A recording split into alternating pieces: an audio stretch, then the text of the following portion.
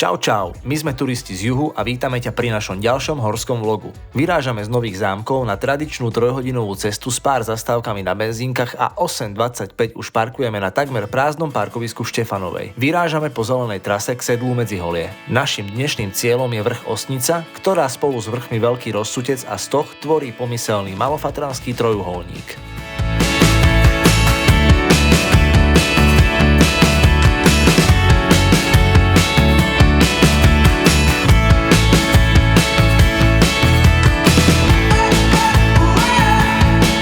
Ešte nie je ani 10 hodín a prichádzame na sedlo medzi holie. Potiaľ toto bolo s počasím relatívne fajn, tu nám už začalo celkom fúkať. Aj snehu bolo viac, takže sme miestami zapadávali a kvôli hmle sme takmer nič nevideli, čo sa už nezmenilo vlastne až po vrchol. Ale nič strašné, keďže smerové tabule na rozcestníkoch ukazovali smer celkom presne. Keď už sme sa nejakým smerom vydali, začali na nás pod snehu vytrčať aj stĺpiky s označením trasy. K rozcestníku sedlo Osnice sme mohli ísť dvoma smermi, my sme sa rozhodli ísť smerom do väčšej hmly.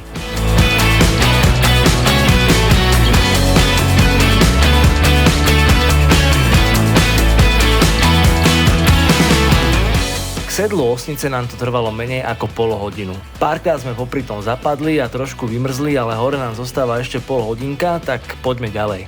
Keď proste ideš a nevieš kam, ale ide, poď kam sa dostaneme. A určite tam budú krásne výhľady.